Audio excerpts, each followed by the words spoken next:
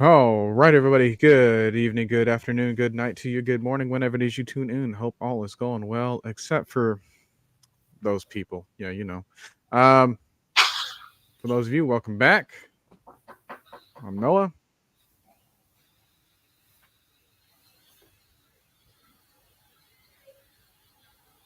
Psst, say your line. Oh yeah, what's going on, man? Trey here. All right, cool. Almost felt a little bit rusty. Almost. Yeah, we'll get there. All right. Who's joining us right now tonight?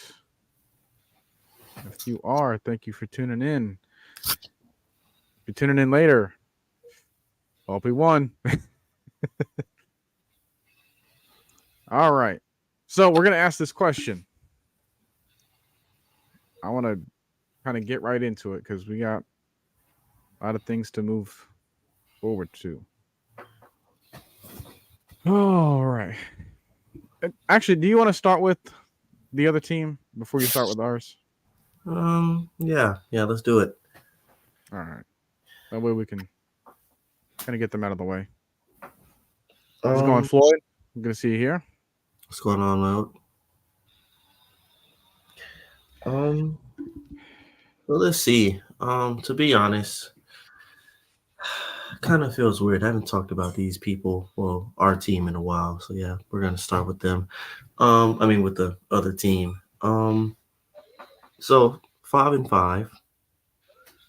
Is that what they are? 5-5? Yeah, 5-5. Right. Um, for the division here. So they either take a commanding lead or we tie it up and look like the worst division in the league for another couple of weeks. Hey, who cares? Um, to be honest, I could say their whole team has something to prove. It's really mostly the people on defense. Even though I haven't heard anything about Cam Jordan. Um, Chris Olave has been kind of a disappointment. Had to share his targets with Michael Thomas, but Michael Thomas is on IR now, so he should get way more targets. But for me, I'm gonna have to say Derek Carr. He got paid over 130 million. He looked like garbage for most of the year. Um, haven't really faced anybody. I mean, we haven't. Well, no, yes, we have. We lost to our good teams like the Jags and the Lions, and I guess you can say the Vikings. I guess they're 6-5. Um, but but yeah, haven't really got our haven't really faced anybody. Um, haven't really I mean, done they kind of been flip sharing flop. opponents for the Yeah, most of the season. flip flopping here and there. Um,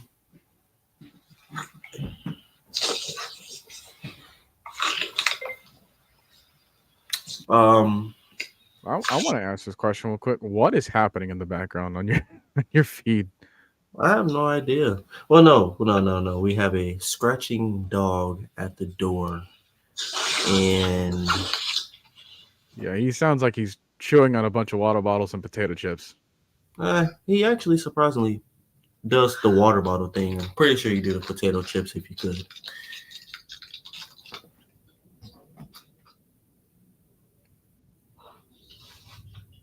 But yeah, he's a little. He's a little weird. I'll say that.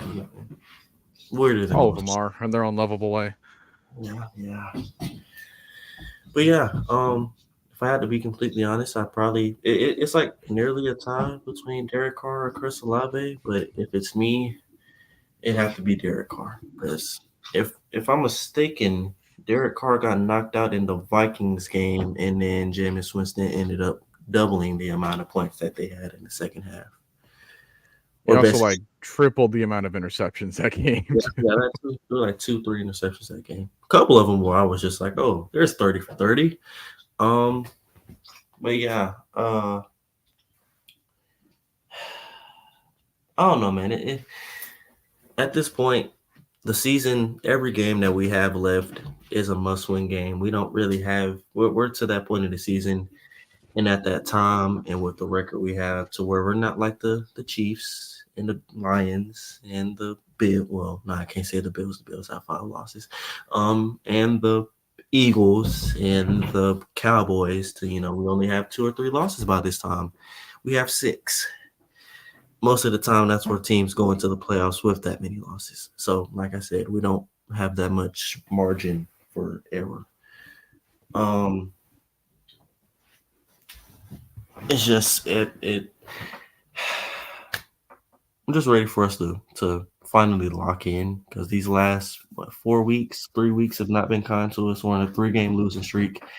Every single one has come down to literally the last possession. Not like we were getting blown out or anything. Literally every single I one. mean, even our wins are like that. So Yeah, yeah. I think the only comfortable one we've had was the Carolina week game. 1. Yeah, Yeah. Carolina. That was the last comfortable one we had.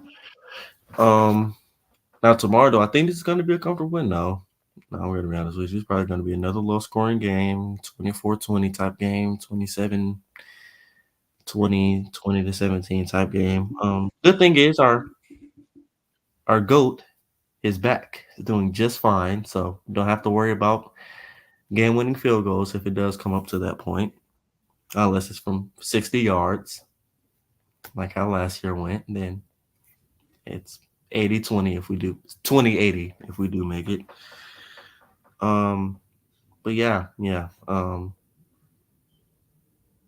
think Derek Carr has the most approved. I think he proves it tomorrow. No, he's for the most part, and I say this with a grain of salt and knock on wood.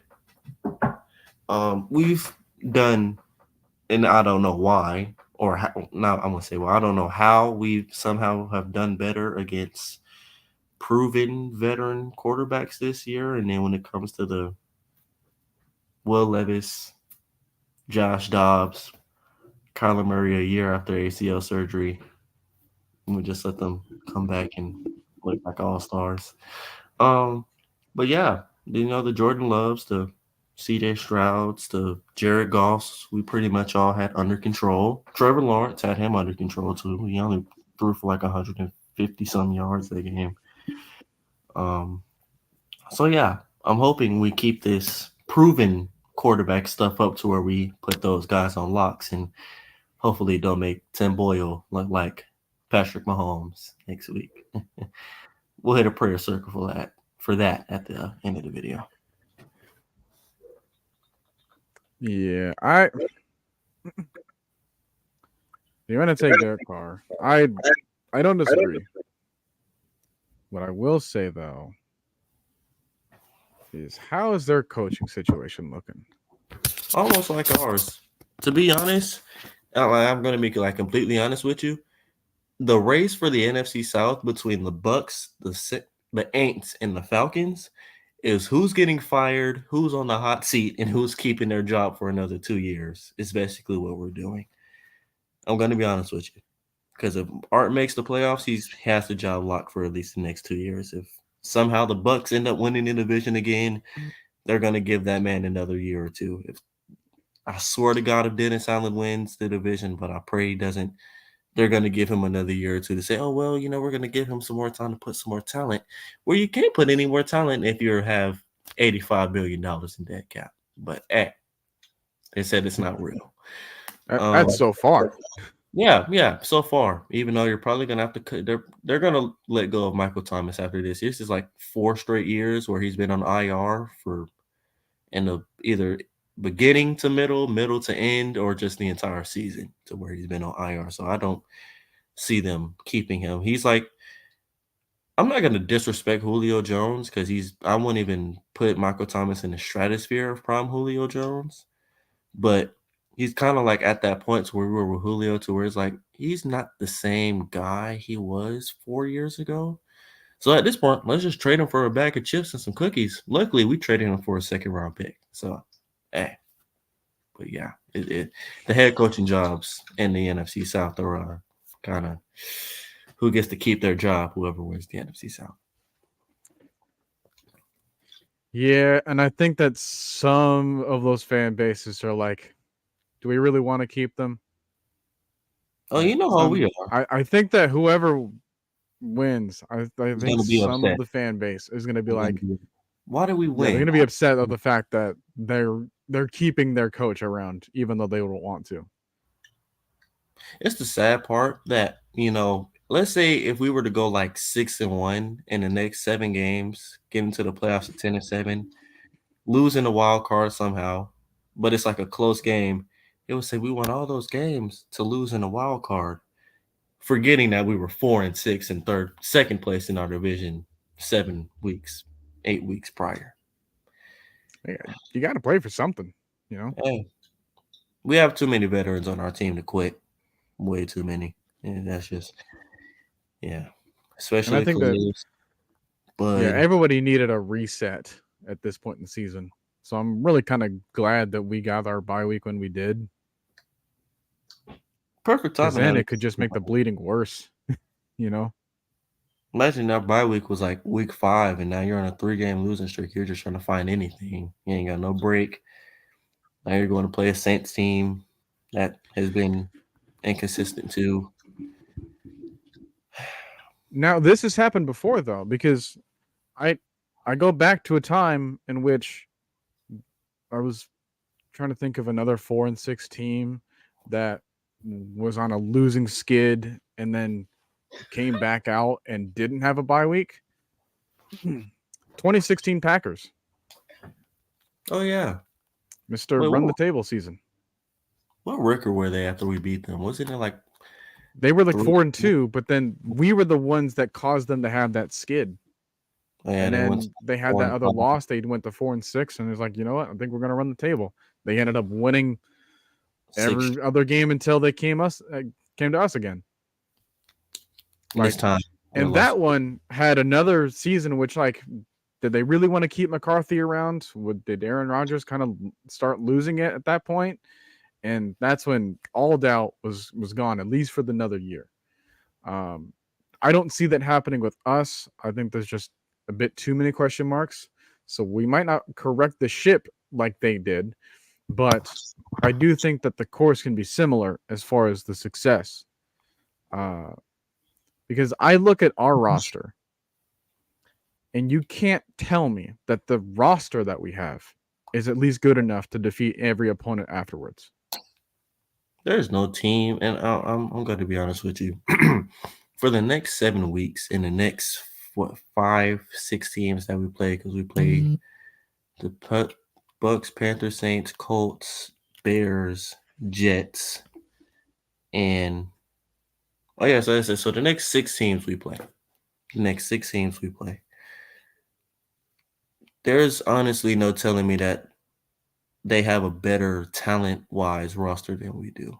They're just their record may be better, where they at may be better, but talent-wise, there's no team that we play over the next 7 weeks that you can just say, "Well, that team is like 10 stratospheres ahead of the Atlanta Falcons." I know, like the reason and the reason we are sick from 4-6 instead of 6-4 or 7-3 right now is mistakes that we put on ourselves because we were being either undisciplined, trying to make a play, or both. Or we couldn't wrap up and tackle. AK break and contain, trying to be the guy, loses contain, Kyler Murray swoops right behind him. 35-yard gain from the line from where he was at that point, but a 13-yard gain from the line of scrimmage to where he slid at.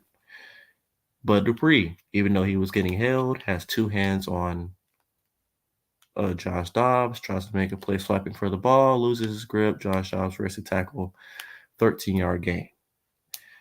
Wick Lillis. Well, no, my fault. Will Levis. And DeAndre Hopkins looking like Peyton Manning and Marvin Harrison Jr. Well, senior against us. All of those, well, 2 Well, of it's those. funny because I don't remember Marvin Harrison hugging his defenders on the way to the end zone. Oh yeah. That was a.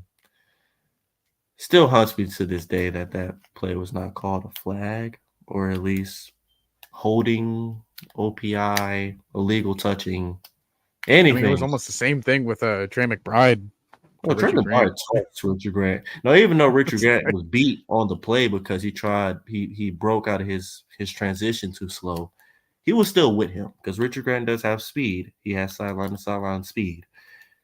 It was like, oh, the ball's getting underthrown. So I'm going to toss him out, like literally like ragdoll him out the way and catch the ball. And, not going to call the flag.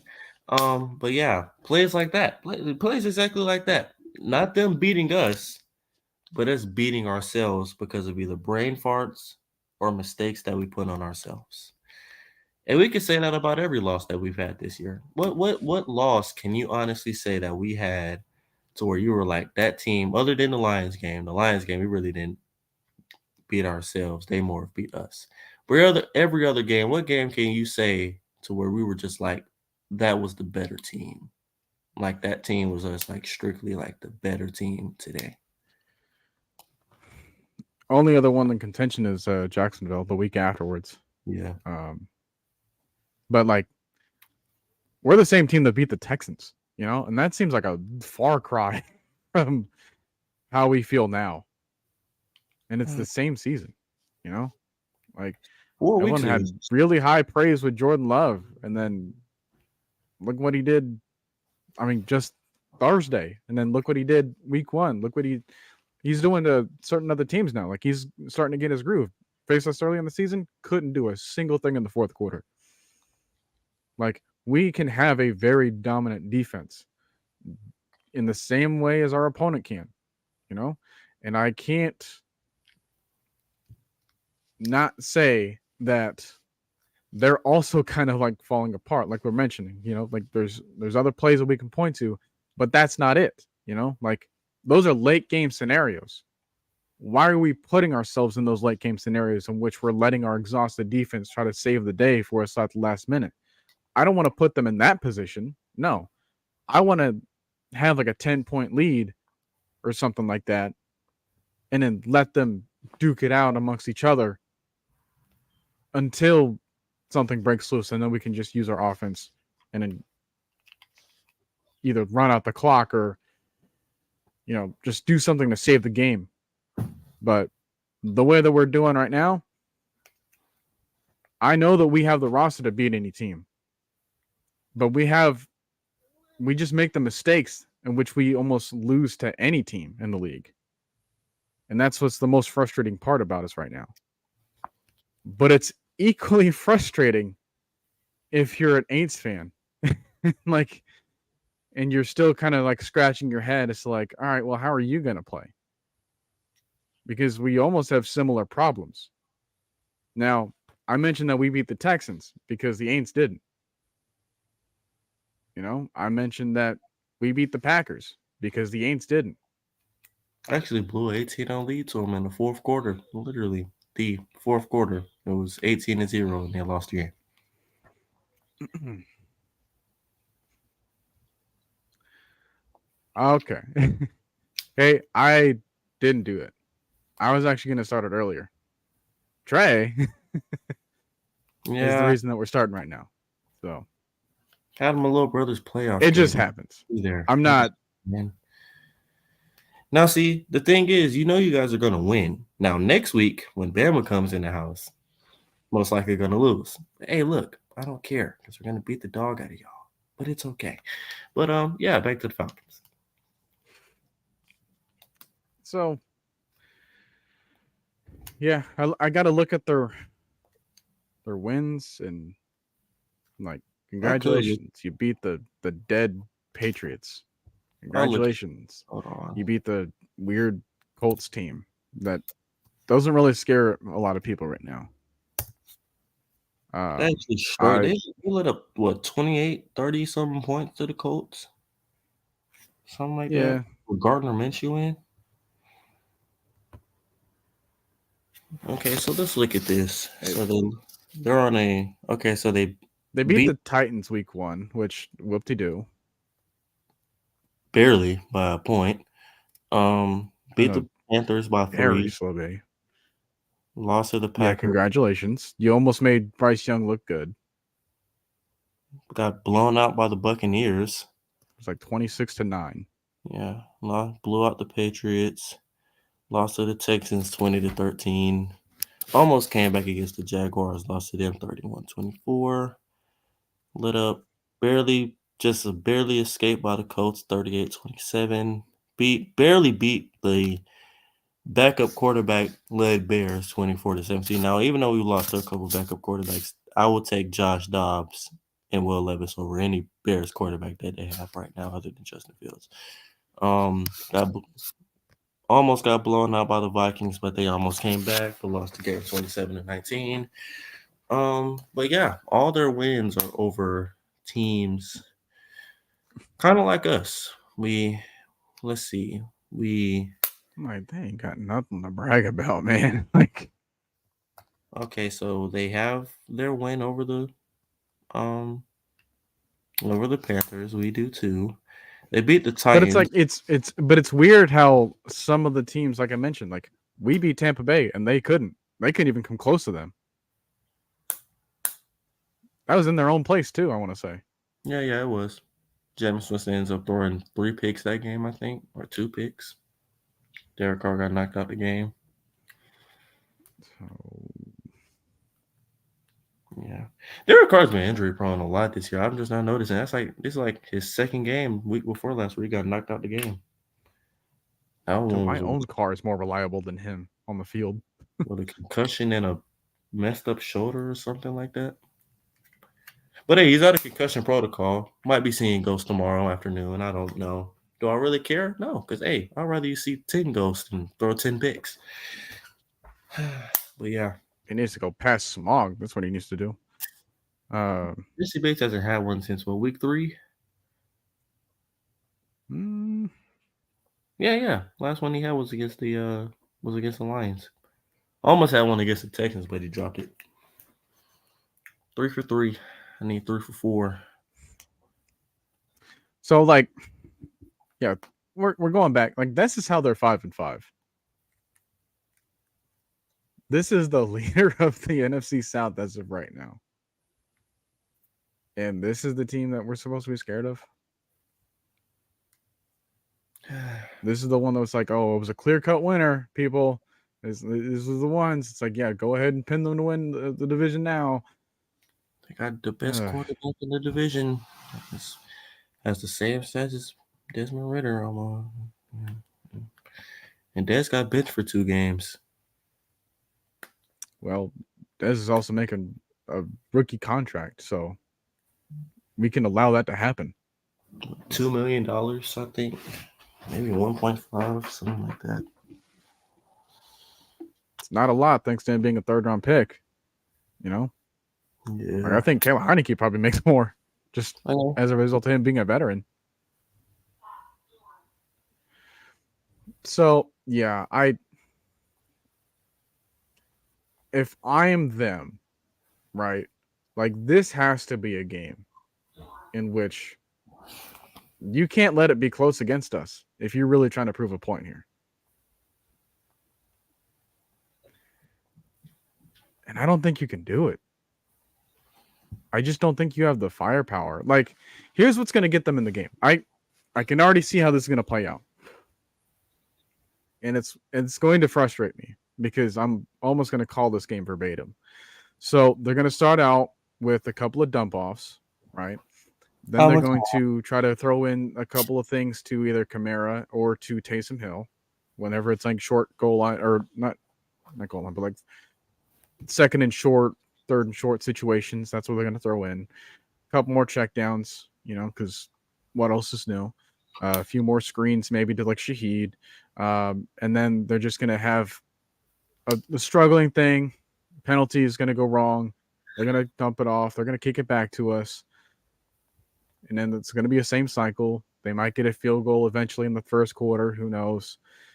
And then they're going to struggle again. Might get a pick there.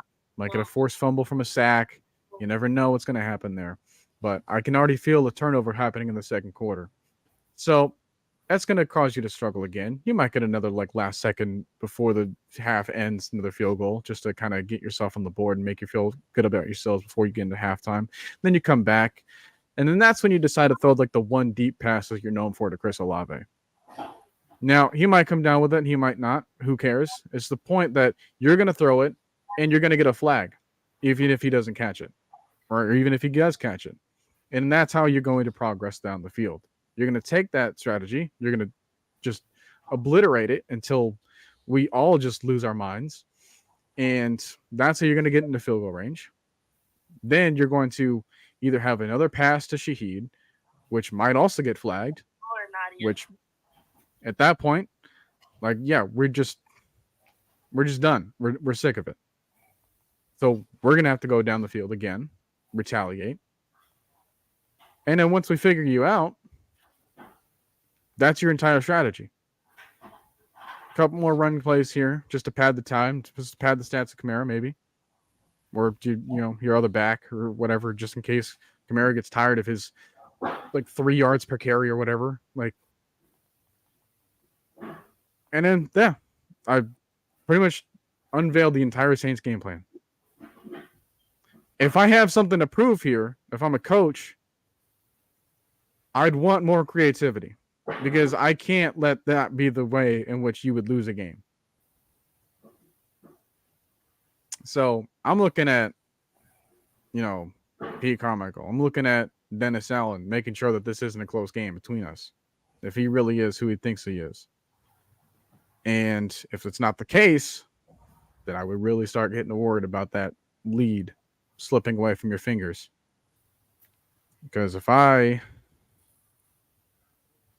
want to take a look at your thing correctly. Take a look here. All right, who you have coming up? Pretty much after us, you're going to face Detroit. That's another loss. You're going to face the Panthers. All right. Oh, they'll lose that Face game. the Giants. They'll surprisingly. You know what? They might. To be honest, the way they're the Rams. Matthew Stafford's been. I would trust the Rams first.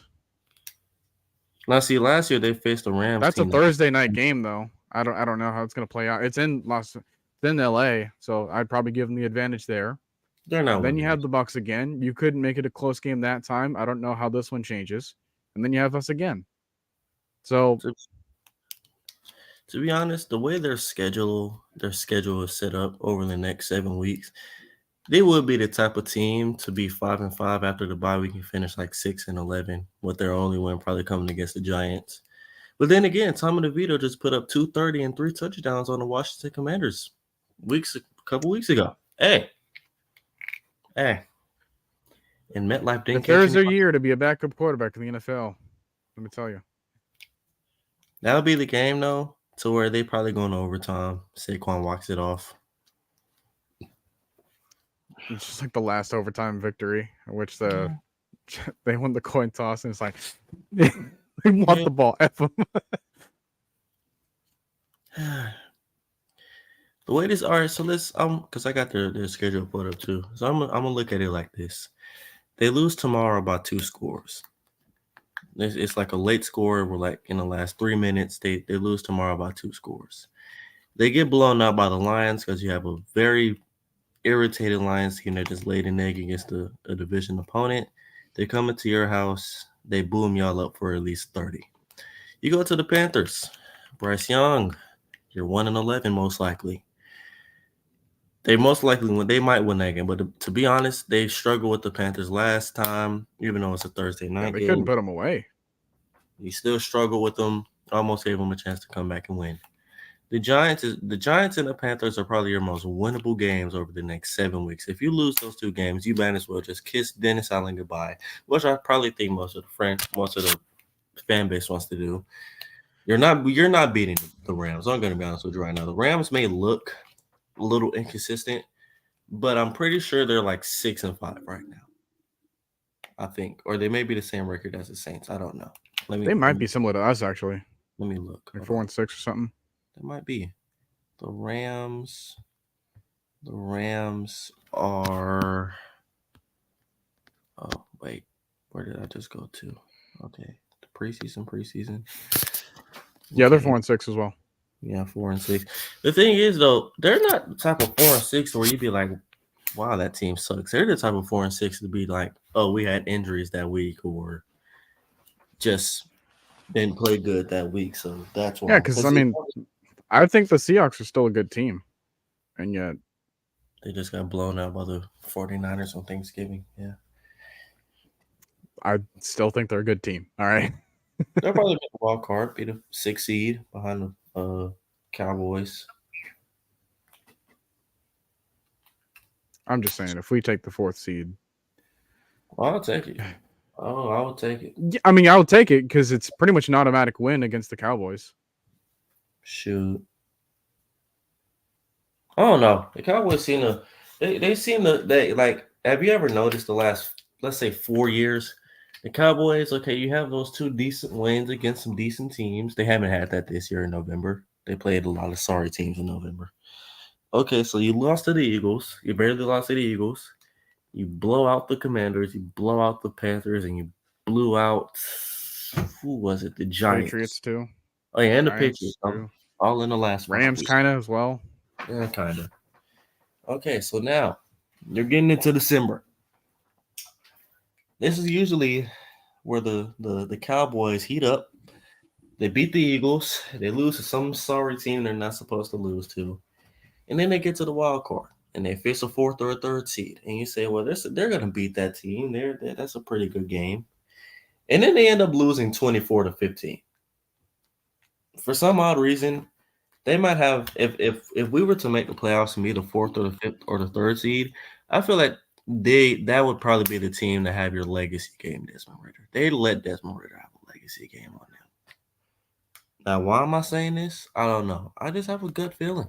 I just have a real gut feeling that Again, like history's shown us too. I mean, they made Jimmy Garoppolo in that first half look like Tom Brady. I'm not gonna lie to you. They made Raheem Mostert look like it was Barry Sanders. You had Ezekiel Elliott line up at center for the last play of the season. I'm never gonna let that go. I'm never letting that go. I don't care if we never won. I don't care if they won 30 Super Bowls and we win 10. I will forever hold that over their head. That on the last play, y'all didn't do a pitch, playground type of play. Hey, just pitch the ball around, see what you can do. No Miami Dolphins type stuff. You didn't try to Hail Mary it. You didn't even have an old lineman out there. You had Ezekiel Elliott, a running back past his prime, at center. At center. I mean, if you want a running back to play center, I mean, Eddie Lacy's right there. Hey, dude's like 280 right now. I'm pretty sure he'd have no problem playing center for you. And he wouldn't get put on his butt. He probably wouldn't. Just sell him some fried chicken and macaroni waiting in the locker room for him after the game. Piping hot. Hot sauce in the back. With a Diet Coke. Every day is Thanksgiving to him, man. He's never day. missed a meal in his life.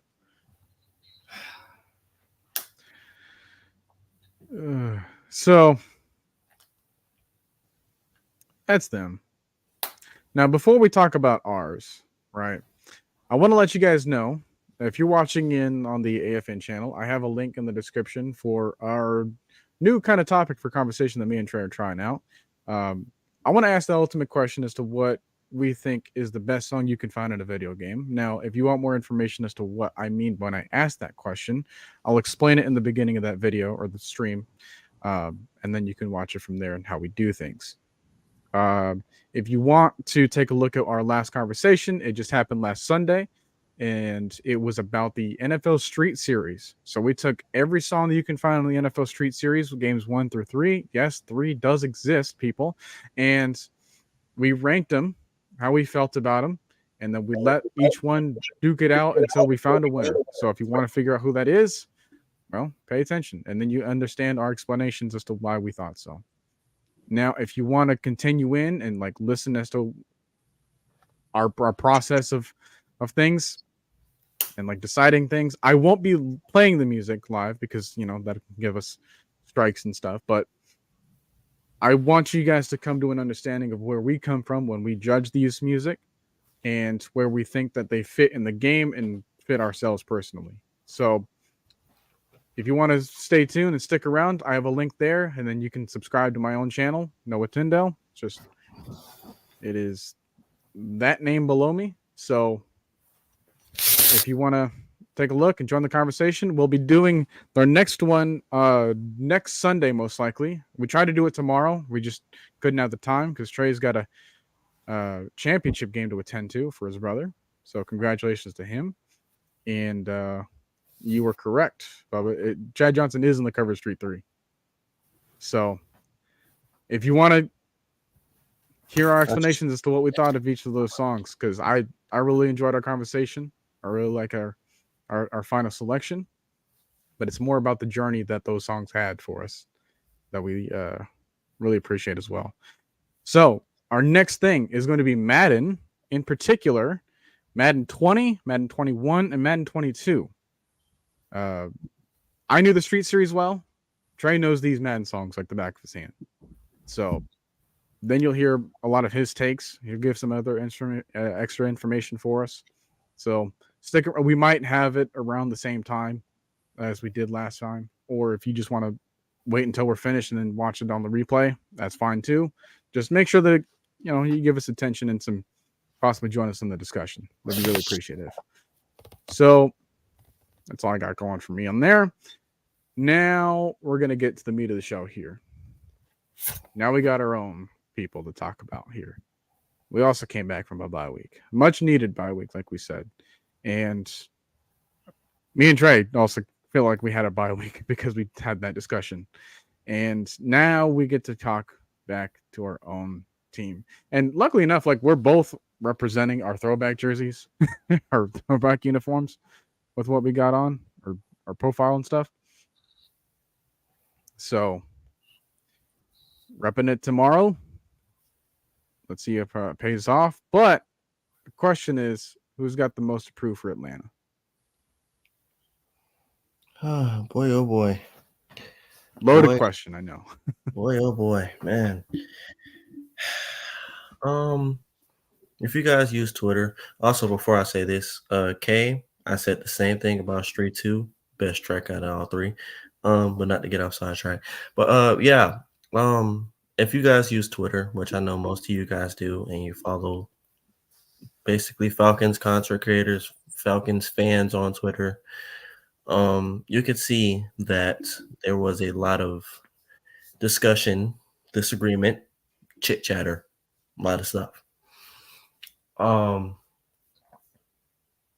Yeah, these last 4 weeks, if you were a Falcon fan, have not been the greatest for us. They haven't. Let's just be honest. The month of October was one of the worst months of Falcons football in recent history.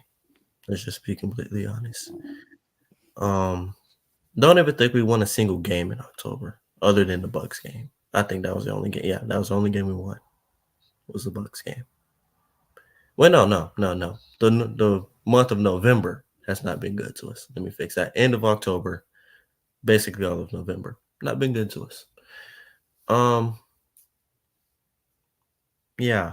So like I said, the last month from basically to last Sunday to the Titans game has been hell. Let's just say it. Let's just be straight up. It has not been fun. Had a lot of fire Arthur Smith, fire David Ragone, keep Taylor Heineke in,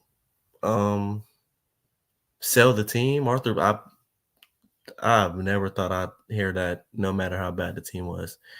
But yes, we have had people that has wanted Arthur Blank to sell the team.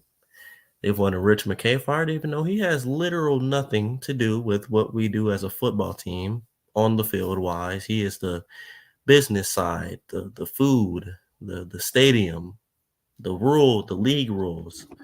He's the first, like he's the furthest person away That's like saying fire the janitor because the teacher didn't do a good job of teaching. Like, what?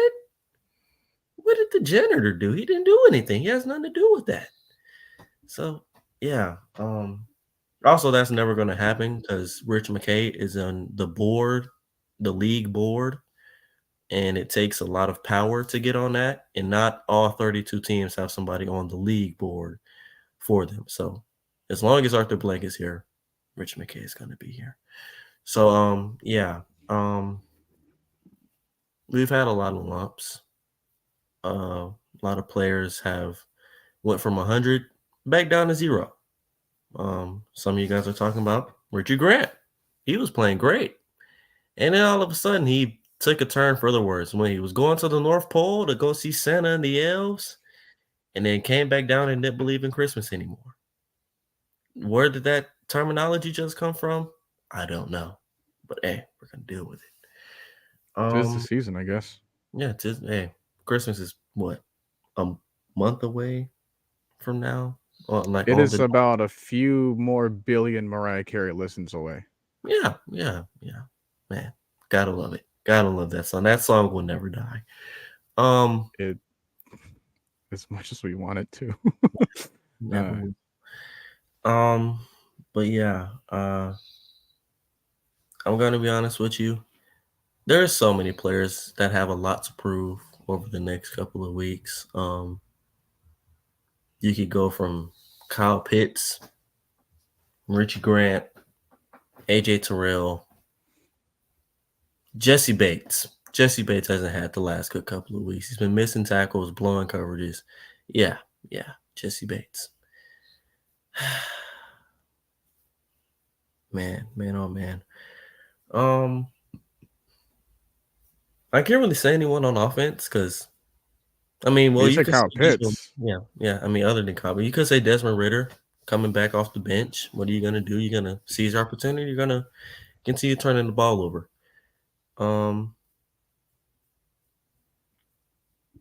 Who else? Caleb McGarry. Caleb McGarry's been getting it's like they're taking his lunch money and they're not giving it back in change either. They're just taking the whole 20 and going to buy a couple of pizzas with it. For me, I told Noah who I was going to go with before the show started. I think I haven't changed my mind, but it's a 50-50 tie with me. And both of those players are Kyle Pitts and Richie Grant. It just has to be. Richie Grant hasn't had a place where you're like, okay, that's the Richie Grant we're looking for since the Bucs game where he had that interception. This Titans game was probably the worst game he's had in his career. Was just getting cooked left and right, missing tackles left and right, just picking on them. I don't even want to talk about the Vikings game, how many tackles as a team this whole team missed, but how many tackles he missed. And then I don't know if you guys saw it, but Trey McBride literally said, if Richie Grant lines up on me, I don't care if we're double covered, throw me the ball. If that's not the most disrespectful thing I have seen in my life, I don't know what is. And if that doesn't turn on a light switch for this team, I don't know what is. Because a player on a 2-8 team that has lost 7 straight. The week before they played us, they had a total of 52 yards as a team. Not granted rushing, with Clayton Tune, but not rushing, not just passing, as a whole, 52 yards. It was against the Browns too, by the way. True. And that same player had, I believe, 2 catches that game for like 6 yards, maybe 5 yards. So it's like, why now? You know, like out of all players, out of all teams, now we have to have that player go viral for saying, oh yeah, if he lines up on us, throw me the ball. Just, hey, I don't care. It's like Julio Jones on an undrafted wide receiver. If he lines up on me, throw me the ball. It's like, that's disrespectful. It was like him versus Bené Benwickery. Basically. basically, like that is like ultimately sad. Like you can't have that happen. You can't have that happen and not have a chip on your shoulder. And I'm like, you know what? I'm gonna go out this next couple of weeks. I'm gonna go out in this next game, and I'm just gonna show out. I'm just gonna show out because I'm gonna be honest with you. Players in high school take that seriously when they're like, you know what, if he lines up, they get embarrassed on the internet. High school players take that seriously. And they're not as famous as big time NFL players who are making millions of dollars. So if they can take it seriously and take it personally, I think you can too. Am I right or am I right? Um, so yeah, off of Richard Grant. Kyle Pitts, KP, my boy, my boy, my boy, my boy. Ah, man, oh man.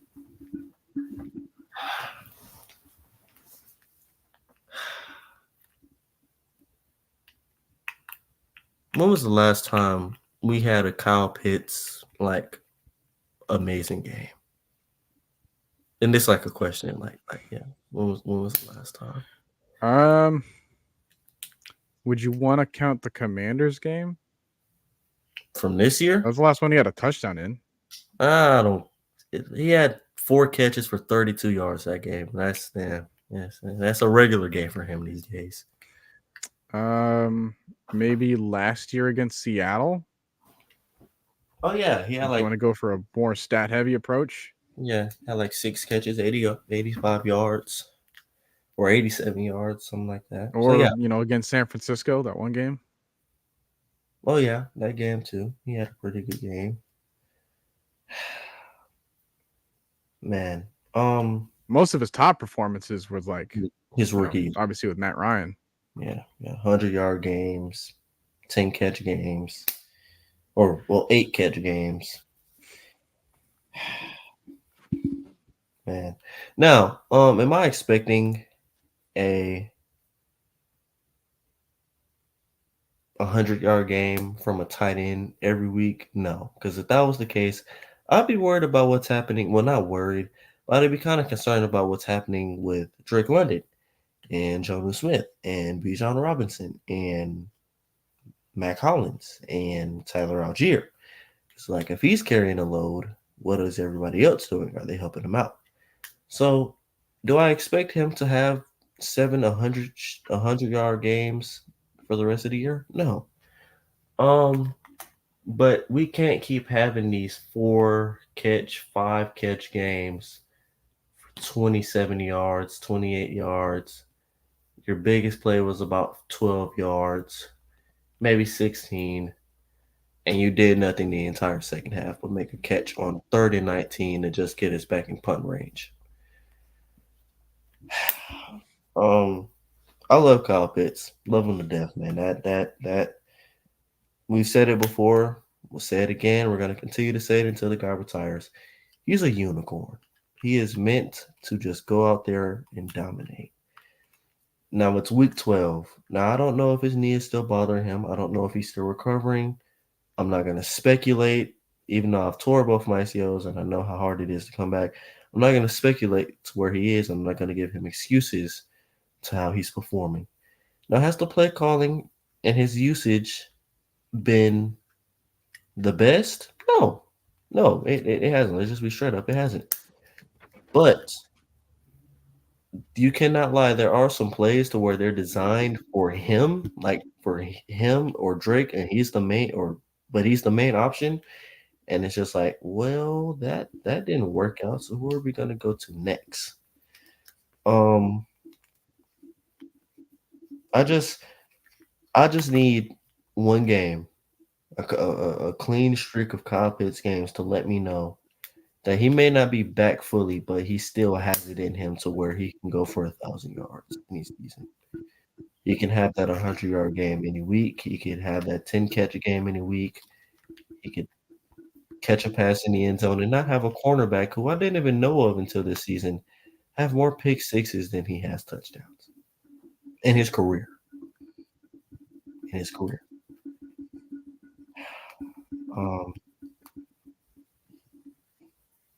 But yeah, See, with Kyle Pitts, He needs to feel like a threat again on our offense. Because I think we're using him too much as a decoy. But unfortunately, sometimes him being a decoy just doesn't work.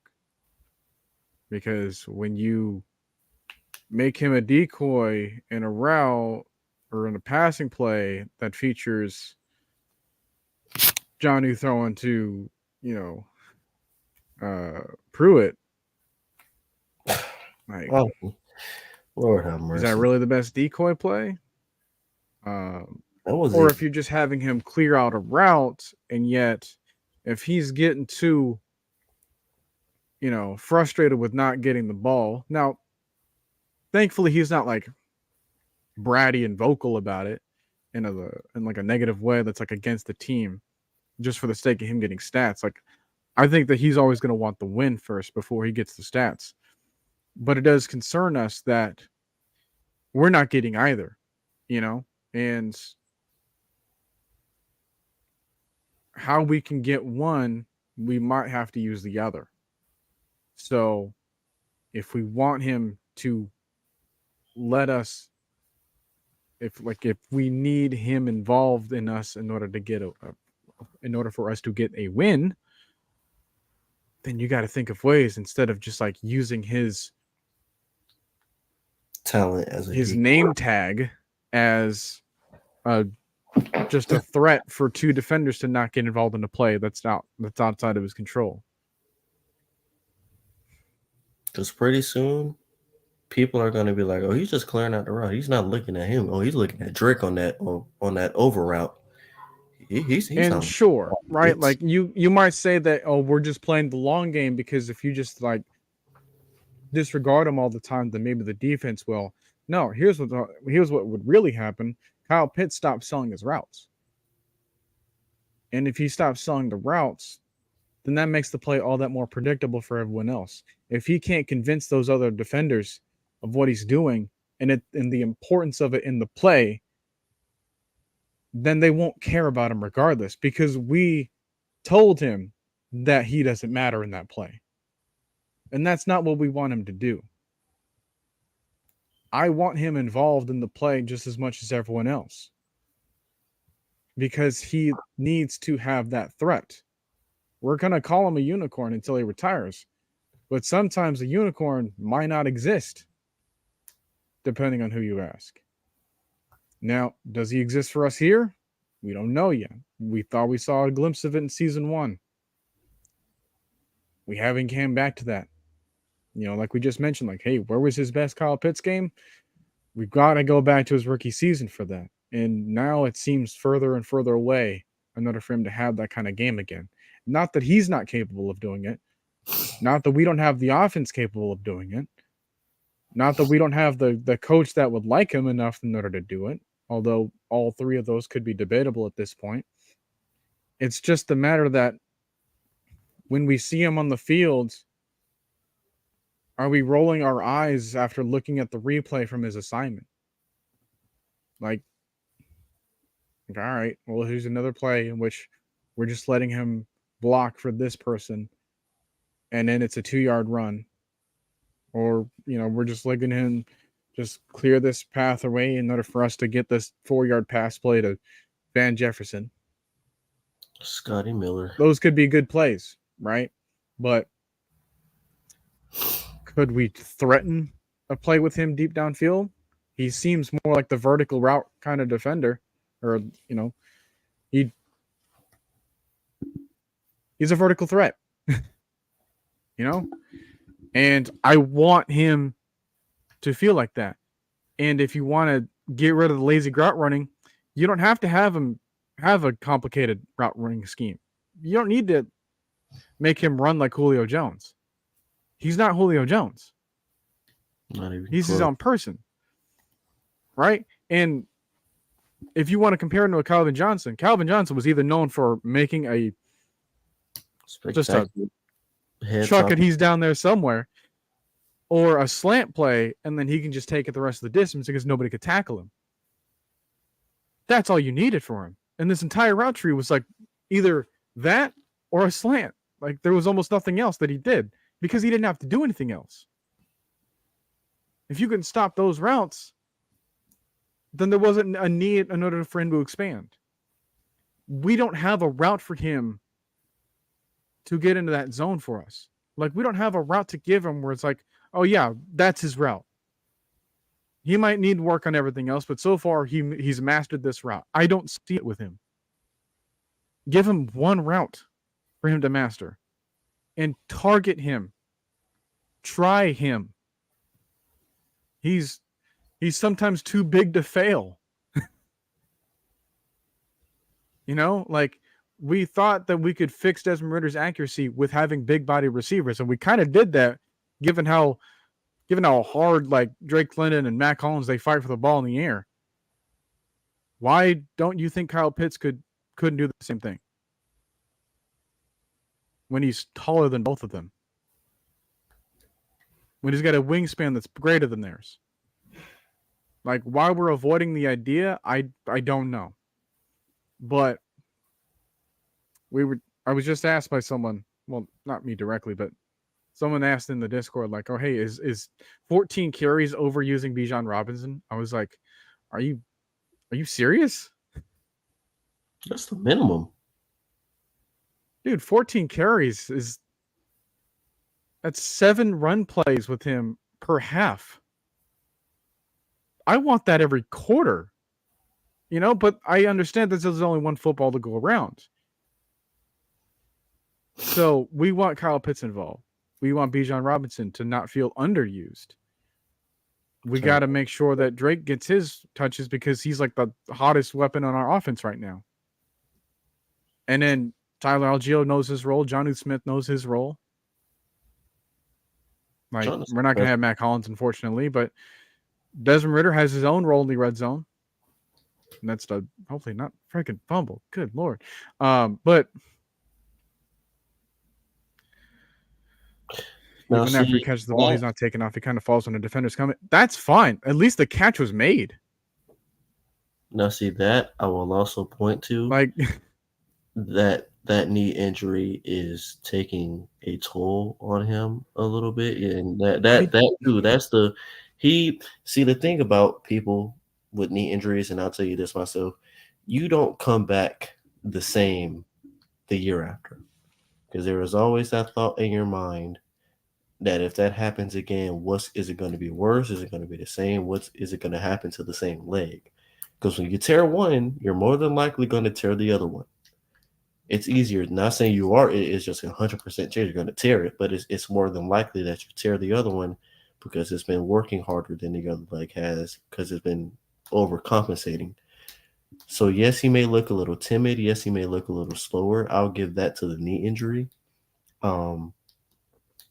But yeah, it takes a toll on you. Like for me, sometimes, and not all the time, but sometimes, I may be out there running a route during the real game. I'm like, okay, I kind of stay away from a pile, stay away from the middle of the field. When somebody's getting ready to ankle bite, go as low as you can so they don't hit you directly in your knee. Like you have those thoughts run in your head. It's not something that goes away because for him, that was the first time he ever had like a catastrophic injury. Other than I think the nose injury or the concussion that took him out for a game in his last season at Florida, he never really had any like terrible injuries. So will he get back to that, yak type of guy like you said?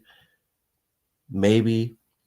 But it's going to take some time. He's not going to automatically be back to that. And some of that may be to him being timid. Some of that may just be him trying to get his speed back because you lose a lot of speed after you tear an ACL, MCL, Achilles. You lose a lot of speed that you have to gain back. And I have noticed after the catch, he does look a lot slower than what he did his rookie year. But either that's just him being timid and trying to get back into that mode, or that's him trying to get his speed back, or it may even be both. It's just you never know with some people because everybody's injury is the same and different at the same time. You tear it the same, you get surgery the same, but how you come back and how you feel and how you do everything is different than what other people may be doing. See, a part of me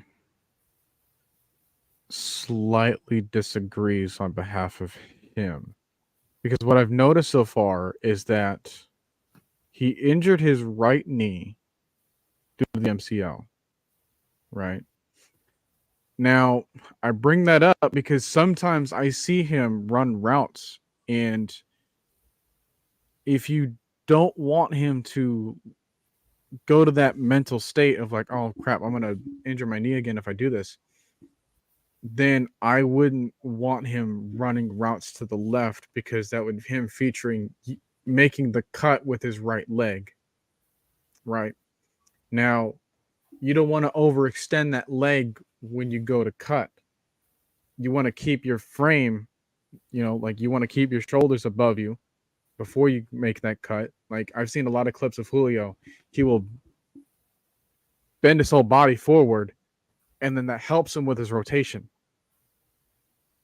Now, that doesn't involve the knees so much really at all. And that's why knee problems weren't really a thing for Julio. It was like hamstring and turf toe and all that kind of stuff, but the knee wasn't really the biggest issue for him. And that's kind of why, because he ran routes given his own frame to help him protect that. So how come when I feel like the last time that he had a good game, he was running routes to the left, and like a lot of his good throws was him cutting with his right leg. The Texans game. Yeah, like he had a decent amount of throws in which he was on the left side of the field because he was running and cutting using that right leg. Now, what does that mean in the grand scheme of things? I don't think that he's that timid of re-injuring himself, especially not when, it was more of a tackle, right? And not necessarily a non-contact injury. If it was a non-contact injury, then yeah, I would be afraid on behalf of him, but that's happened to a lot of people, mainly because of the turf and stuff. But what are we going to do there? But as far as like what he's got to do to protect himself, first off, that wasn't him like running a route. So anything that happened beforehand, I think he needs to trust himself again. And I think he's doing that. I think he's trusting that leg. I think he's trusting himself to like keep himself protected. And I think that he's understanding that this is like the safest time in the league as far as like, all these penalties and stuff that are like on behalf of the defender. We're talking about like Kareem Jackson, like Vontaze Burfict type players. Like they're not really around anymore because they keep getting fined out of the game. And they're not even for like,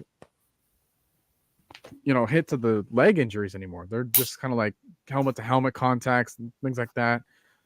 Like quarterback sliding and then gets hit afterwards. So it's those kind of stuff. Tight end doesn't have to worry about those. And, I've never really seen him in that kind of mode where he's like scared to get tackled. That is when I think he's playing too timid. But I don't see that with him. Then again, I don't have enough sample size because he doesn't really get the ball. So I think if you added up both from his catches right now and his catches last season, I don't even think he'd still touch the amount of catches he had in his rookie year. That's just now, given the fact that he was basically our number one everything for a good part of the season because our number 1 and 2 receivers were Tajay Sharp and Russell Gate. Jesus Christ, that is got. Now that I say that right now, both of those guys are out of the league. Well, no, Russell Gage is still on the Bucks, I think, but Tajay Sharp is out of the league. Olamide Zaccheaus is a number 5 on the Eagles, and whoever we had Christian Blake is out of the league too. Forgot about him. Frank Darby, practice squad. Russell Gage. Is he still on the Bucks? Is he? maybe. Yeah, he might be. I'll check that later. I don't But think yeah, it matters. Now, given the fact that he was our number one everything that year, wide receiver, tight end, just weapon, he was going to get force fed no matter who was guarding him, how many people were guarding him. He was going to get force fed. This year, things are different because we have seven. Well, I won't say seven. We have three number one guys and like a lot of decent number two and three guys that can get the ball and make plays. So he's not going to get force fed like he used to. You can't force feed him, and now Drake's mad. Can't force feed Drake, and now Kyle Pitts is mad. He can't force feed Bijan, and now both of those guys are mad. And it doesn't help that we're losing all these games, and it's just all three of those guys are barely getting fed. That's what's going to kill it all. Is that you have Bijan, you have KP, you have Drake, you have Jonu, and all of those guys can't even rack up for more than 150 yards because, well, we only passed for 72 yards last game. Like that can't happen. Worst part about it, you only got one football. Right? There's only so many plays that happen in the typical game. I think you get about 50 something, 60 plays, and offensive shares have to be split on behalf of that. Which I'm like, all right, well, if we get 60 plays, we have 6 people. 10 targets each one. Now it sounds That's easy. what I'm thinking. It sounds easier in your head. Like you're like, yeah, 10 targets each one. That shouldn't be too hard. But hey, Scotty Miller scored the most touchdowns on the team in the last 2 weeks. So, well, 3 weeks. So, hey, anything's possible. Um, but yeah, it's gonna take a lot. I want to say a lot. It's just how the and not to like say we're the Chiefs of 2019, but the Chiefs with the 2018 and 2019 them, they had Tyreek Hill, they had Sammy Watkins, they had Travis Kelsey. Either week, one of those three guys, if not two of those three guys, could pop off for at least 90 to 100 yards. And most of the weeks, it happened. Tyreek, 100 receiving yards. Travis Kelsey, 85 along with that. Sammy Watkins, 100 receiving yards, 80 receiving yards. Travis Kelsey, 100-yard game. It just, every, you're not going to have a game unless you're just blowing a team out senseless to where all your guys are getting the ball just force fed to them.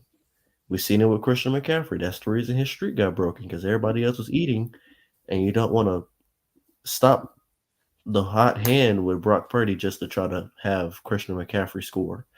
If Brock Purdy is over there lining defense up, keep letting him. Hey, you want to pass for another 20 yards? Pass for another 20 yards. I do not care. You're doing what you're doing best.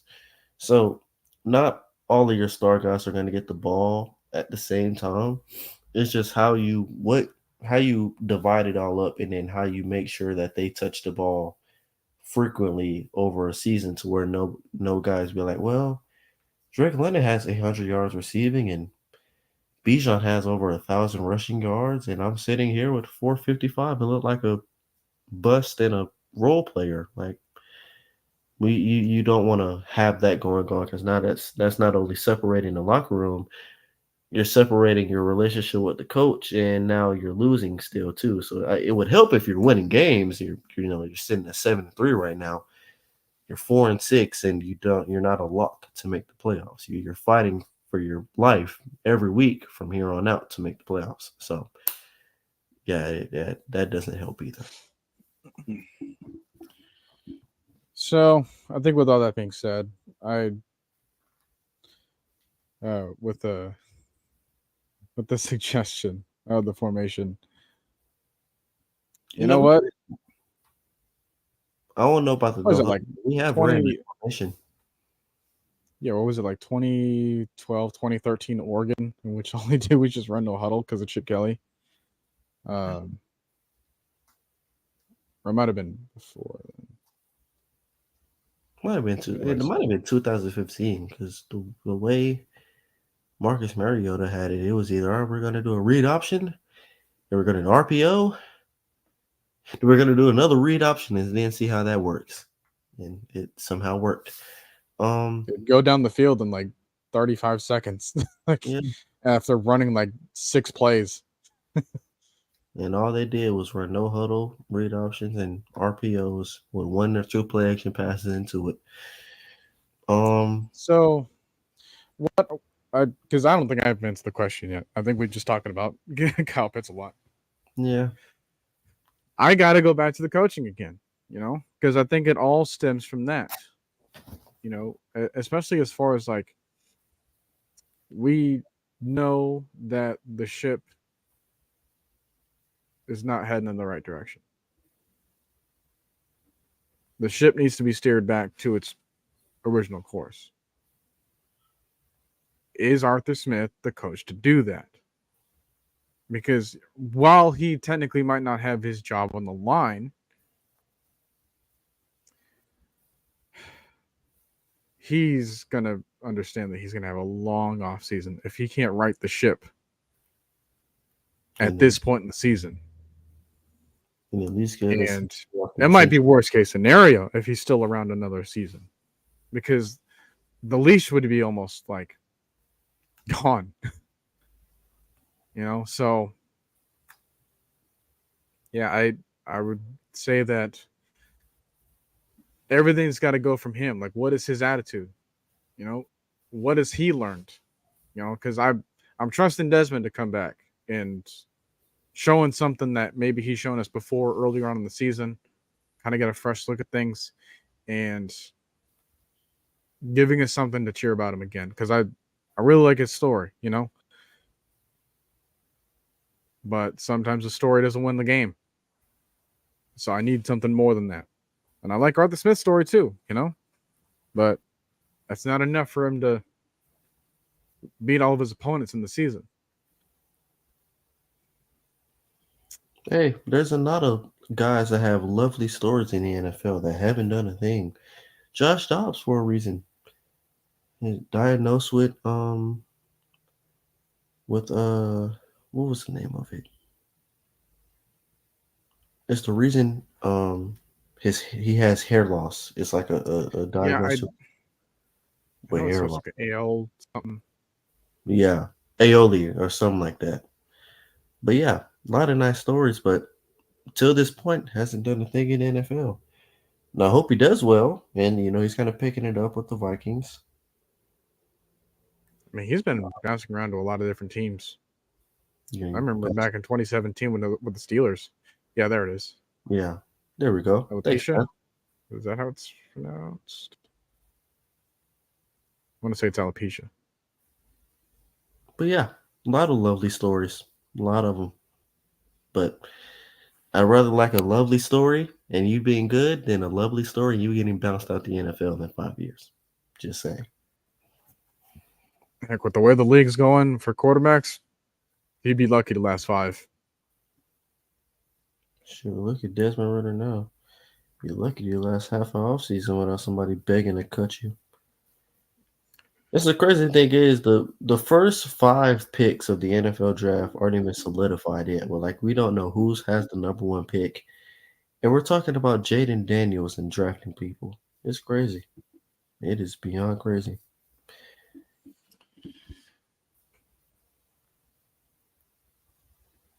Yeah. Before we get to the draft, of course, we got to go with like free agency and see how that pans out. And I think that's the thing that like everyone's still missing the point. No matter how many times it happens, like free agency happens first, and that can sometimes change the entire your entire perspective on the draft. It's the reason we drafted Bijan over Jalen, because we saw so many defensive line veterans. Now, maybe some of that had to deal with the legal trouble he was in, but hey. Now, I will say that I think this season would be a good time for a defensive lineman, just to kind of prop it up again. why it wouldn't have worked last season. We've already kind of made our statements there. And I think still overall, I agree with the choice. But it's like, how rewarding has it been for us to make the right choice? Because it doesn't seem like it's a reward. It's almost like we used the right formula, but somehow got a wrong answer, you know?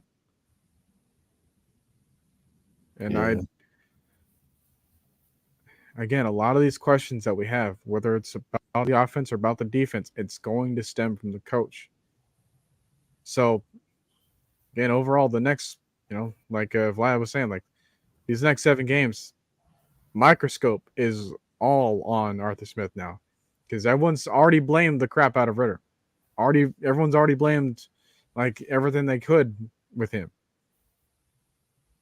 and now he's coming back. Like there's nothing more than what you can blame him for, and like people are always looking for a scapegoat, but Arthur Smith's never missed out on his fair share of things. If he wants to win us over, he's going to have to win over a lot of these opponents. And I'm not talking about close victories, because that's going to get a mediocre coach by and by and by again. And I don't want us to keep winning if it means that we're stuck with a coach that can't change, or if we're stuck with a coach that can't adapt. And then just because we're still winning out on the close games and field goals and all this other stuff and craziness happening, and that's why we're still sticking around. Like, no, you wanted to establish a winning culture, and you wanted to sustain that winning culture together. It's been 3 years, and what we've seen so far is Jeff Fisher. And we're not even talking like early 2000s good Jeff Fisher. Like we're talking almost Rams Jeff Fisher. And I think I made this statement before, like with John Madden. There was a quote for him saying, "Winning is a great deodorant." And for a while, I kind of thought that it was a joke, but it rings true right now, because deodorant is a temporary fix. Wearing deodorant does not mean that you will never stink again. It's just like, oh, hey, I don't want to smell right now, so I'm going to rub it on. What really fix it is if you take a shower, which means it's a full cleansing in order to kind of get rid of that problem. This part of the stream is brought to you by Manscaped. No, I'm just kidding. But we got sponsored by Manscaped. That's a lot of money. Yeah, well, you never know. I mean, at some point, you can't rely on deodorant. You can't rely on the wins. You gotta do the full deed. Can't be thinking that that's all it's gonna take, because that's why we can look at a team like Dallas and be like, oh yeah, well they're winning all these kinds of games, but when it comes time, crunch time, they stink. Because all they've been relying on is nothing but deodorant. Been relying on this defense that's been gassed to seal 3 straight games for us. Well, 2 straight. The Titans game, Van Jefferson kind of killed any hope we had in the first 35 seconds of the drive. He's not what made us lose the game. Yeah. It was just one of the factors in which why we couldn't win it. To be honest, to be completely honest with you, there's usually those losses where you could blame just one side of the football. You lose 35-38, you say, man, the defense just couldn't stop a nosebleed today. Or you lose 27-10 or 20-10, you say, well, the defense did everything they could. Offense couldn't sustain a drive. We've had the last 3 games, you could say, well, the defense played terribly in the first half but the offense couldn't do anything to help out. or the defense caused turnovers. The offense didn't do anything. Now the defense is fizzled out. Or Cardinals game, the offense has a total of 72 passing yards, and we still lose the game because the defense couldn't make a stop. But on 3rd and 10. And here's the thing, right?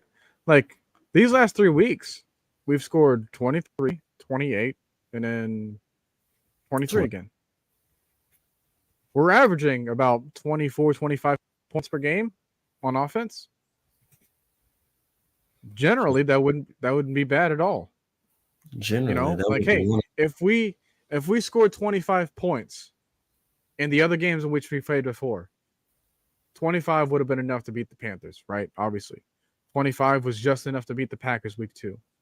25 would have beat out the Lions. 25 would have beat out the Jaguars. 25 points would have beat out the Texans. 25 points would have eked out a win against the Commanders. 25 points would have been good enough against the Bucs. 25 was not enough for the Titans. 25 was not enough for the Vikings. 25 was not enough for the Cardinals. I think we're seeing a trend here. 25 would have sent us to overtime, basically. Right. But then again, we don't know because the only reason they didn't try to score was because it was just a game-winning field goal at that point. If we do end up going 25-22, maybe they do try to score a touchdown or not. We don't know. But yeah. But I'm looking at the most recent side of the ball, and like the offense, and it's like, by all intents and purposes, despite how they look, like they're putting points on the board. Just too late. That's the thing. They're like, sometimes it's not late enough. Yeah.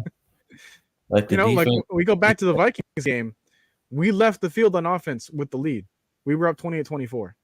Left the field on offense with the Cardinals game, 23-22. Yeah, we walked away. We walked away on offense with the lead. Defense just couldn't make a sack. That was the literal defying factor from being 6-4 is a sack. 1 sack on Kyler Murray, it ends the game because it's 4th and 38, 4th and 40. 1 sack literally ends the game on Josh Dobbs because it's 4th and 10 when he made that play. So, one side of things can be like, all right, well, we can score about 24, 25 points here. And won the game. Normally would have been enough in order to beat our previous opponents. But now I see that there's a trend of the other side of the ball in which either we're not doing them any favors, which, rings true to some extent, but they're also not doing us any favors either. Still ain't doing us no favors. No, especially the special teams. Good Lord. God, I miss Avery Williams. I loved Avery Williams, but I did not think Avery Williams was that important until we lost him. My God, I cannot wait to have that man back next year. If I see Mike Hughes returning another punt in my lifetime, I'm going to pull out a dread and cut it off. Not even that, but it's like we can't cover and field a punt either. It's a crazy thing. We're just trying anything at playing. We put Bijan out there last week. We put D Alford in there 1 week. Put Scotty in there. We're just trying everything. Hey, anybody that can field a punt, go out there. We'll see what happens. We're having punt return tryouts during games. Well, what I'm also saying is that when we punt, we can't tackle the guy. Or we can't punt it. He goes 20 yards and then it bounces back. But the tackling as a whole, from special teams to kickoff, punt team, defense especially has been an issue since the Titans game. Really, it's been an issue since the Commanders game. Because the Commanders game is where really all this special teams BS started. And then we couldn't tackle anybody during the Bucs game. No. Then we couldn't tackle anybody during the Titans game. Show couldn't tackle nobody the Vikings game. In the Arizona game, Kyler Murray looked like a kid running away from his father, trying to give him a whooping for breaking the candle. Man, oh man. But yeah, that's the one thing. Because if you think about it, we were tied for 3rd or 2nd in the league the first 6 weeks for least amount of missed tackles in the league. Now we're tied. We're in top 5 for most missed tackles in the last 3 weeks. Like, man, maybe the pendulum's swinging in a different direction, but either way, got to do something about it. So, what's Arthur's plan here? Either kick start it up or tear it all down. But right now, we don't. I'll say this because we're kind of pushing it, but right now, there has never been a more do or die last stretch than right now. It really hasn't. Because if you think about it, Arthur Smith isn't going to be fired unless it's from what Arthur Blank said or from what the sources said Arthur Blank said, unless it just goes into a complete spiral and we lose the last 7 games and the locker room clearly doesn't follow him anymore. Then that's when he gets fired. Right now, Arthur Smith isn't just playing for his job. You have a lot of young players on contracts that are playing for their job. Heck, even Caleb McGarry may still be playing for his job, even after his extension. He's progressed a little. Him and Caleb. Well, I want to say Chris. Chris has always kind of had trouble in pass protection, but it hasn't showed up as much as it has this year. I'll say that.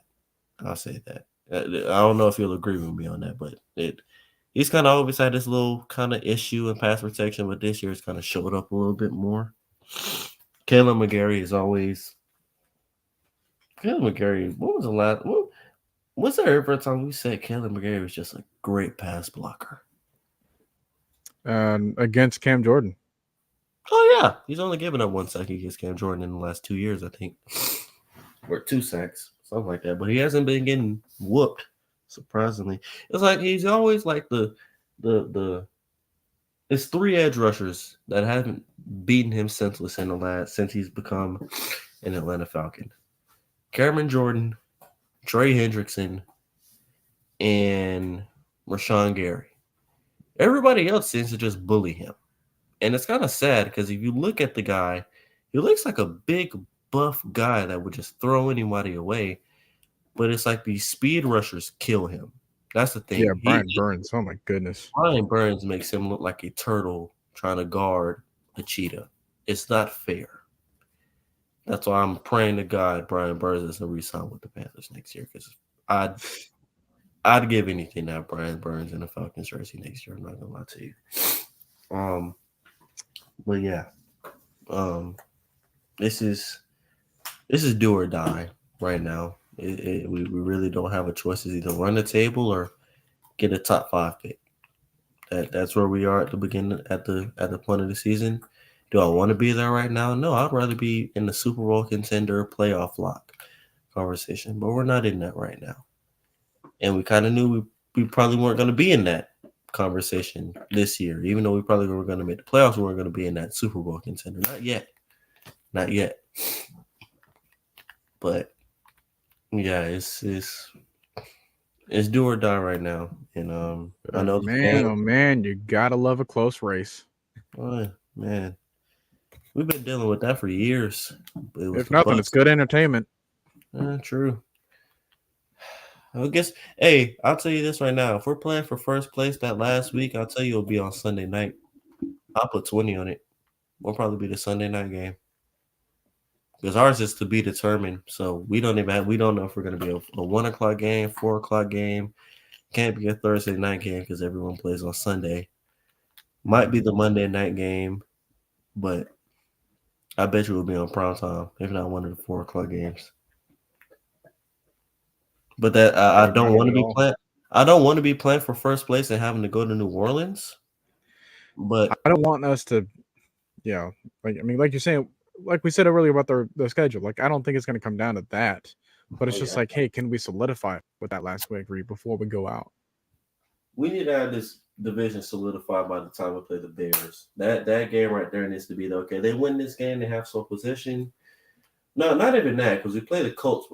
I'll say the Colts game is where we need to have they win the division. I mean, they win the game, they win the division. That's where we need to be at by the time we play the Bears. Yeah, if we can get out of the slum, can find ourselves possibly 7-6. Oh, I'll take it. I think, yeah. And just get on a hot streak. There you go. Just don't go 7-10. That's all I pray. Don't go 7-10. All Can't do right. it. Well, I think this is going to do it for our discussion here. Before we head out and say our thoughts, while we still have everybody here, anything that we missed, any score predictions that you guys want to tell us before we close us out? It's time. Man, oh man. It's been a while since I did a score prediction. About 2 weeks. Score prediction. So, as you guys know, since the Titans game, I've predicted us to blow out everything we've played since the Titans. And every time I predicted us to blow a team out, we ended up losing and giving up 28 points minimum. Well, 25 points minimum. So, I'm gonna say,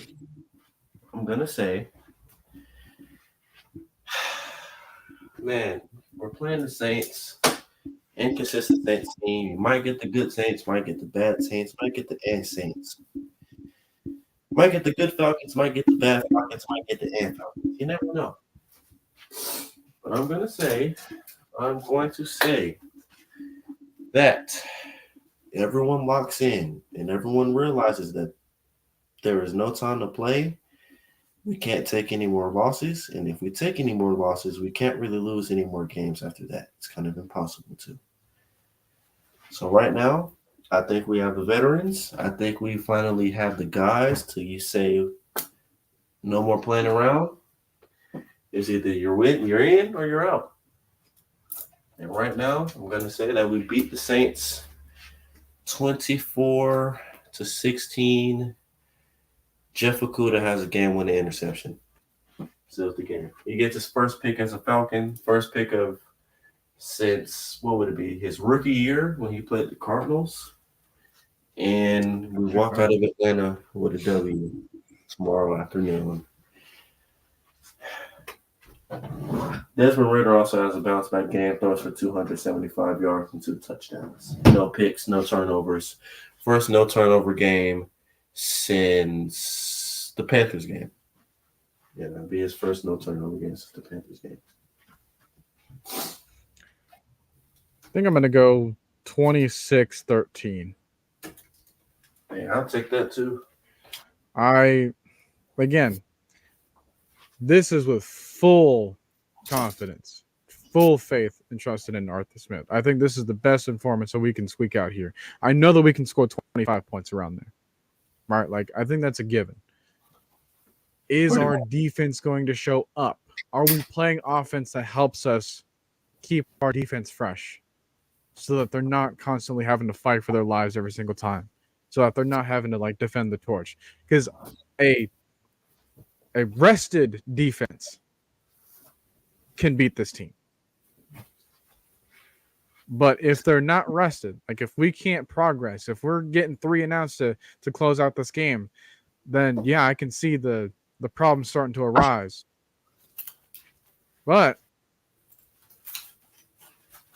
I can also see the situation where we've had this time off, and now we can just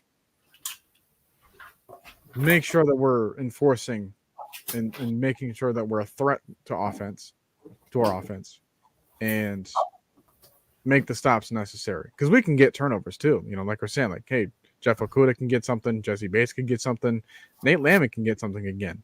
You don't know, right? Maybe AJ. I can trust that part of them to create a turnover and just make it interesting for us. Now, when we do create that turnover, I need us to capitalize with that touchdown. If we do that, I feel good about the rest of the game. If we don't, then that might be the beginning of the snowball rolling down. Because if you notice, so I'm looking forward to that moment again because it's been happening pretty consistently so far. 2 weeks in a row. 2 weeks in a row, we had turnovers. 2 weeks in a row, we couldn't even get one in the end zone. 3 turnovers, 9 points. And we lost both games by a combined of 6 points. No, 5 points. My fault. Both the last 2 weeks we lost by a combined of 5 points.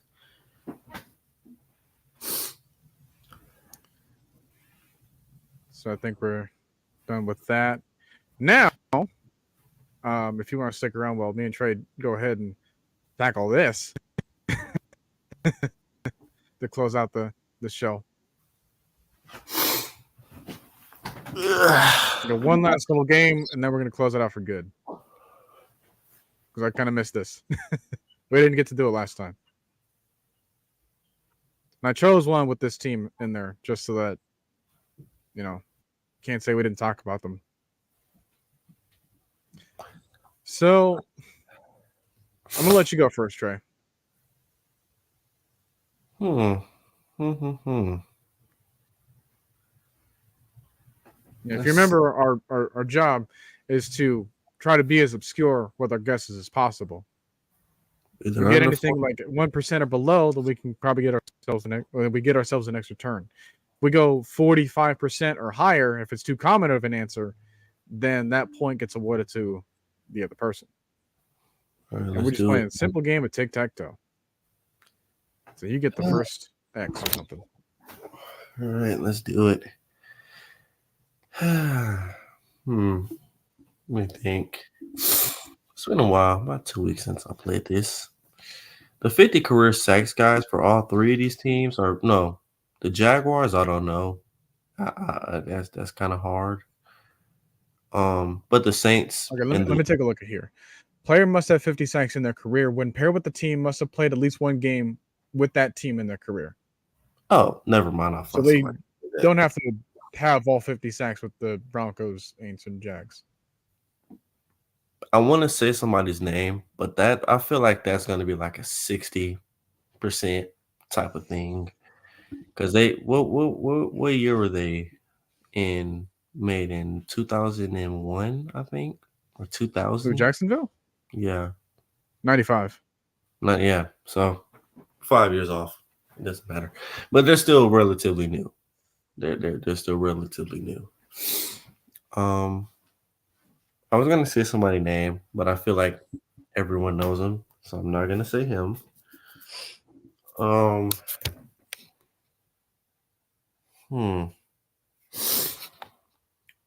going to say, let's see. Why does my first guess have to be with, yeah.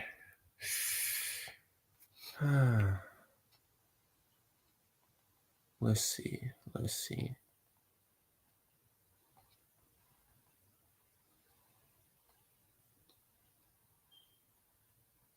Okay, I think I may have it.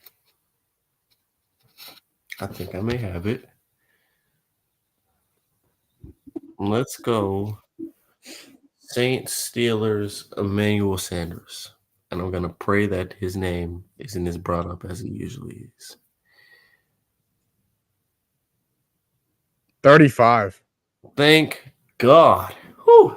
Thank God he was a team hopper, because I thought that was going to get like 47% or something like that. All right. Oh, this is an interesting one.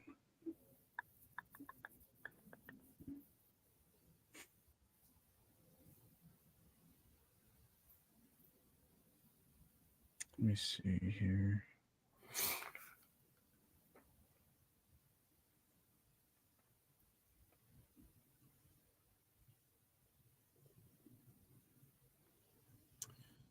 Before I do that, I don't know. If anyone's watching, you guys want some music going on while we think about this? I don't know. Let me see what we have here. Go down and look at him. Elevator music. I can't play the other one and like not go through PTSD. So let's see what we got here. All right, that's not too bad. We're not gonna hear it forever. Don't worry. Is that too loud, by the way? Maybe just go back there. Yeah. All right, cool. All right, back to this. Let's see here.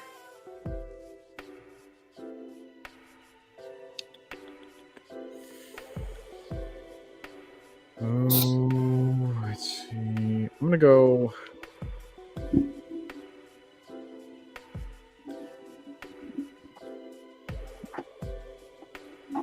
right, Latavius Murray, 14%. Wow. Okay. You know what?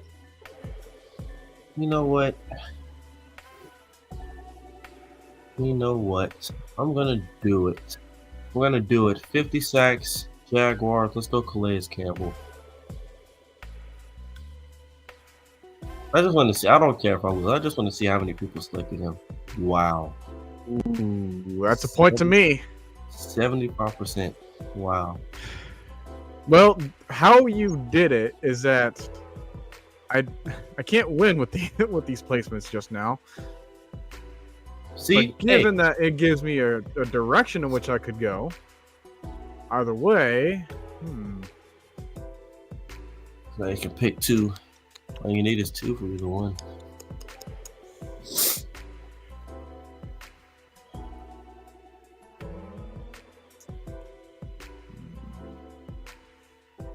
Which direction do I want to go, though?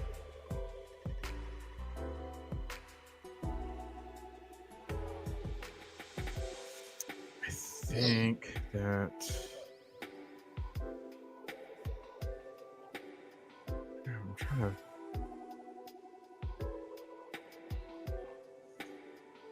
Yeah, I'm going to go here.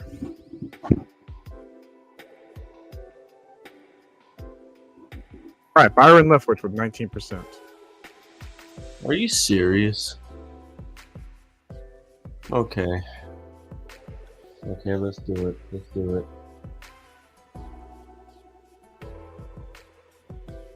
So you go ahead and find yourself a Jag Viking. I was about to.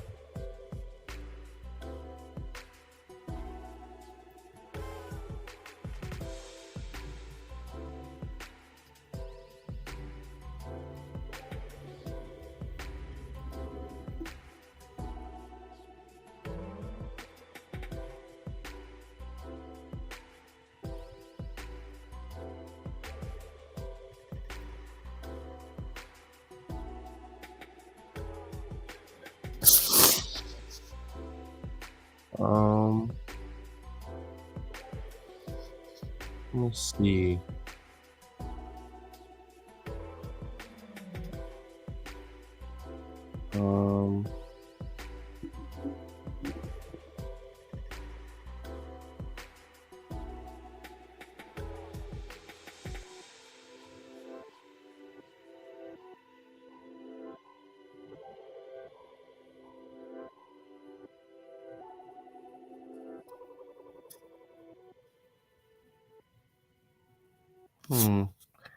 Let's go Ross Blacklock, former D lineman from the draft last year.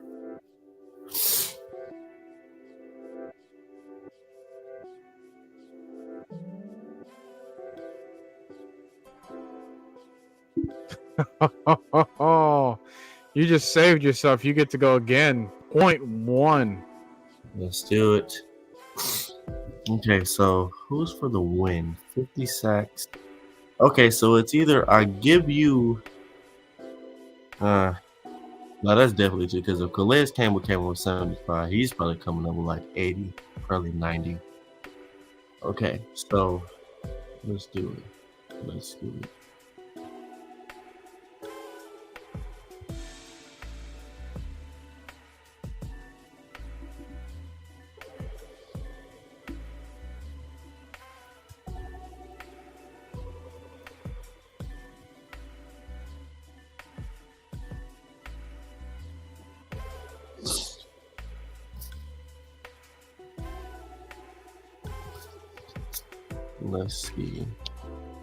Because the thing is, I'm thinking of a player.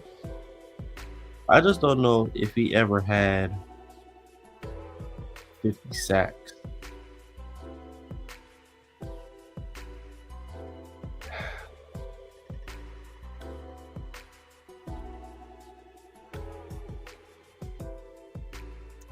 It's always a struggle with these ones. For real.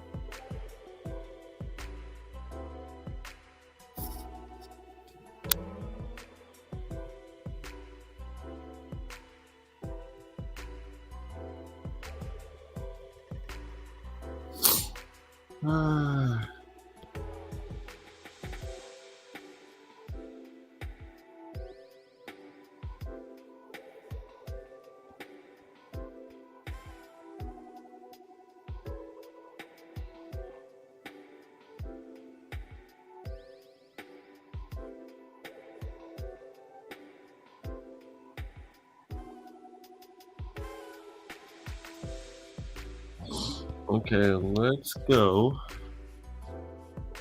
I'm gonna say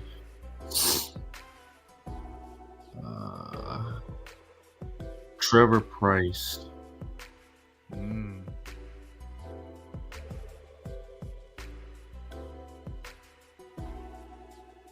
.4. Wow. That is such a low number. Because I mean, I remember him from like Denver and also Baltimore. Yeah. Want to finish out the last I three? know that he had that amount, but what was that? I see you want to finish out the last three. Sure. I still want to lean towards obscurity, but let's see.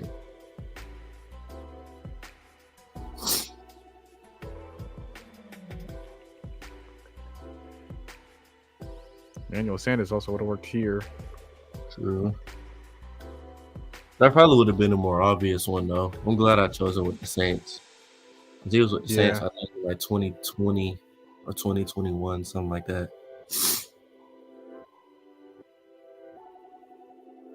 You know what? I'm gonna mention a player here. Cam Jordan? Like I said, I want to go obscurity. I don't want to mention him. But I could mention. I don't think he's got enough.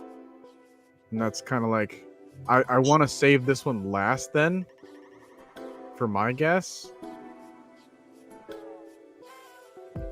So I just kind of want to focus on these two. What was that? I'm trying to. Oh wait, no. Joe Hayden only played for the Browns. He didn't play for the Broncos.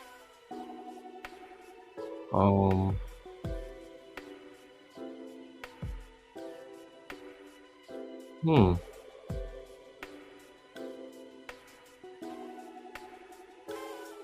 think there's a easy Broncos I feel like Vikings it one that is. we're missing out. I feel like it is.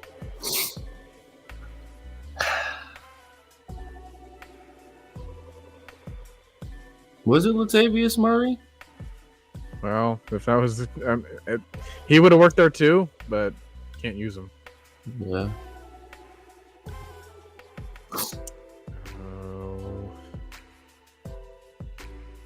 Oh, I mean, this would work.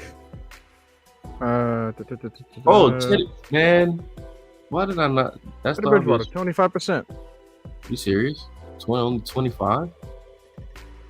He almost saved the Broncos that once. No, stop. They were getting butt whooped. Okay. Broncos, Steelers. Any backup quarterbacks that played for them?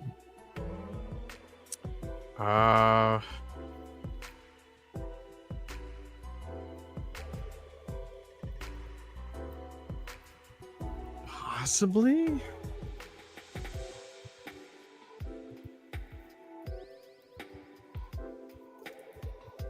I feel like Tommy Maddox went somewhere, but I don't know if he went to Denver.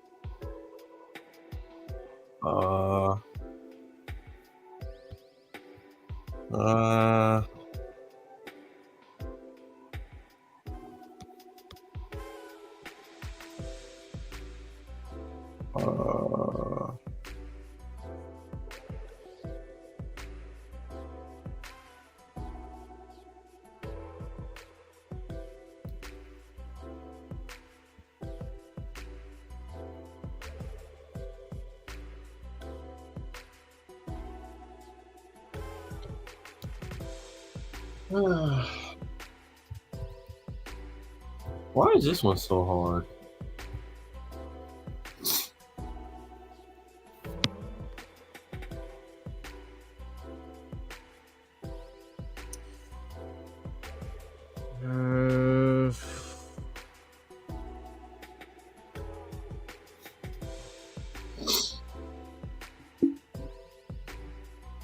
Any other wide receivers, tight ends? Nick Vanett, tight end, played for the Steelers and the Broncos and the Aints, I think. 1%. How is he more guessed here than Trevor Price is for there? Maybe because it was older, maybe. Dang. Unless everyone and their left mother is going for Von Miller there. Yeah, it has to be. Or That's like why I think. DeMarcus That's why I Ware, didn't go for him. Elvis Dumerville. I mean, Trevor Price was a good player too. Okay, I think my last guess here. I think this name works. Please don't be surprised by the name. I'm gonna go with Will Smith.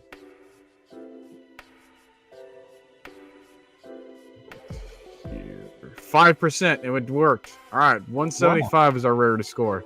5%. I feel like the Calais Campbell thing kind of ruined it. Like if Calais Campbell was on here, that probably would have been higher. True.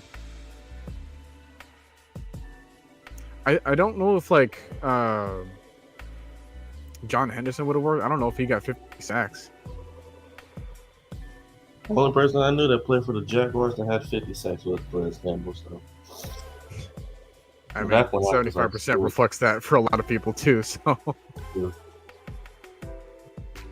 All right, well, there's ours for that day. Well, we're going to go ahead and catch you guys next time. Going to be talking about the Jets again, and then after that, we're going to be talking about some Madden soundtracks. So I'm looking forward to that. So I want you guys to be looking at that too. So if you want to take a look at that, take a look at my channel.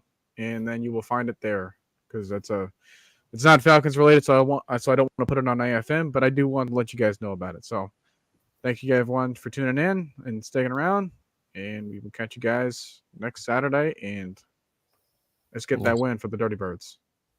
Let's do it. What's up, man?